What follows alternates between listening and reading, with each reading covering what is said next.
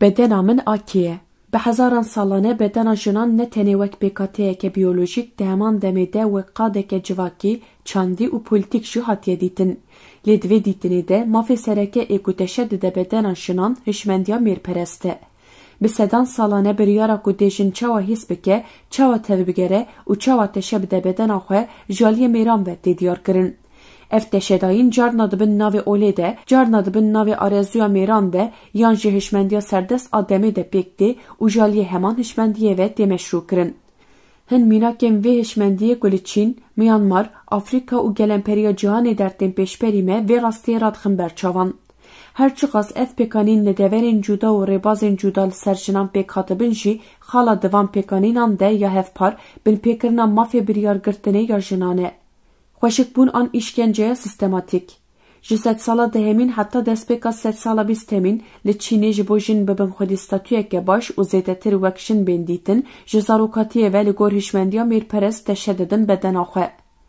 Di sed sala dehemîn de di hukûmraniya xanedaniya Tang de bi pêşengtiya împaratorlûyê duyemîn fikra piyên jineke çiqas biçûk be navê piyên lotus lê tê kirin, ew qas xweşik û erotîk e belav dibe. Ev nêrîna ku dibin serwêriya mêrperest de pêş dikeve jinan neçarê vê pêkanînê dike. Bi destxistina piyên lotus bi êşeke mezin pêk tê. Ji bo piyên jinekê vê teşeyî bigire hê di temenê piçûk de piyên wê bi qumaşê hevrêşîmî tê girêdan.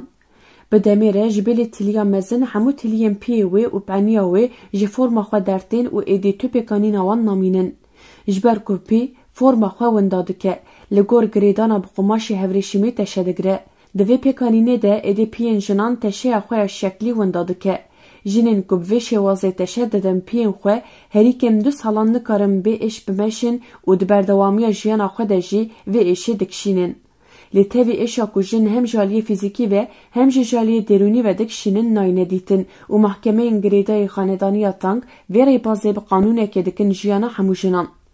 Kontrolkirina bi êş. Yek ji rêbaza ku jinan dikebin desthilatdariya mêran jî sinnetkirina jinan e.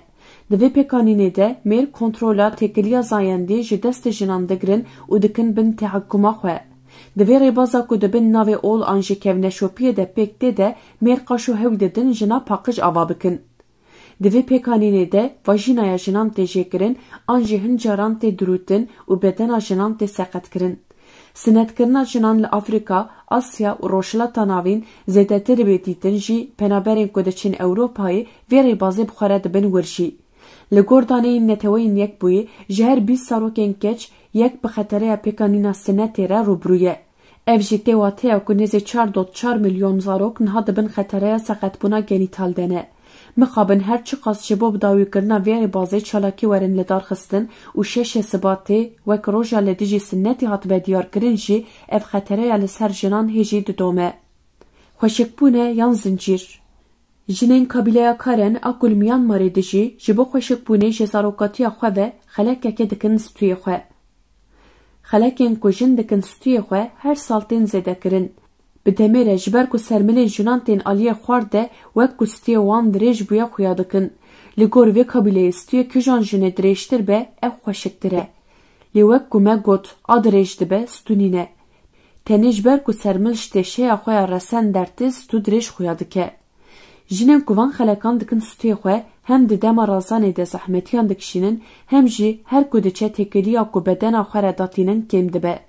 Ev jî rê li ber biyanîbûna ji bedenê ve dike. Teşedayîna bedena jinan ji destpêka dîroka serdestiya mêran heta niha wek ku me di mînakên jor de jî got bedena jinan her tim hatiye jêkirin, qulkirin, şikandin, girêdan û dirêjkirin.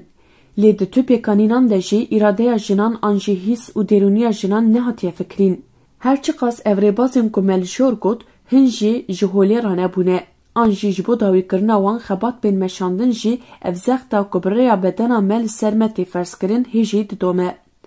Erê îro piyên me yên lotus tunene. Sinetkirina jinan li gelek ciyan hatiye qedexekirin.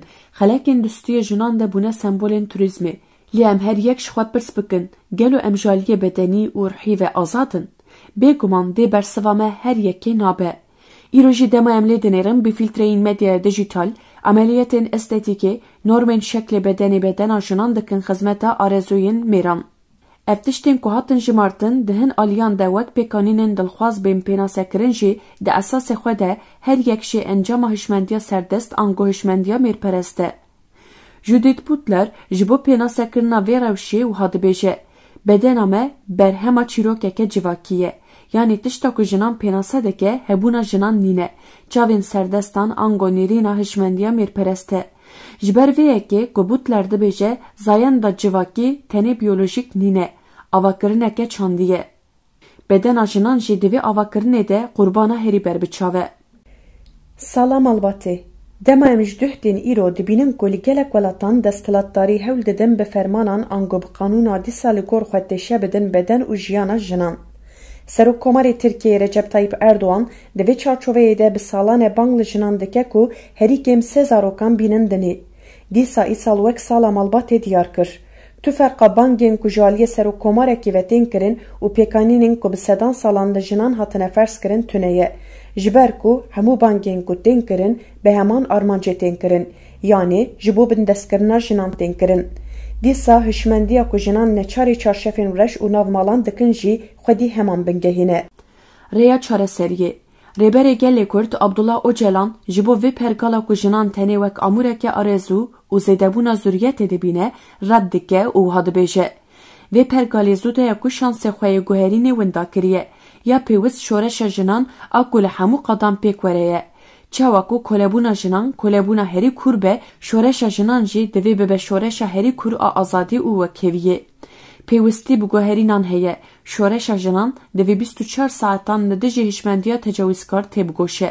Rêberê gelê Kurd bi nêrînên xwe li dijî hemû hişmendiyên ku meljor û anî ziman dertê û ji bo çareserkirina pirsgirêkê wiha dibêje. Hêza jiyanê ya bi jinan re divê ne wekî girêdayê têgihiştina xwedî derketina zarokan û têrkirina arûzeya zayendî were dîtin. Lê wekî girêdana herî kûr a dostaniyê, hevaltiyê û civakê, parvekirina wekev û azad, hilberîna bedewî, wefadarî, aştî û esaletê de were dîtin. Rêberê gelê Kurd Abdullah Öcalan rêya çareseriyê bi salanê daye pêşiya jinan û jinan jî bi kedeke mezin di vê rêyê de destkeftiyên mezin bi dest xistine. Êdî jin dizanin ku bi şermên li wan hatine barkirin jiyan nameşe. Ji ber vê yekê ye ku jin bi bedena xwe re dêrûniya xwe jînû dikin. Jin bi dilrahetî birsa bedena min a kê ye, bi bersiva bedena min tenê ya min e dibersivînin.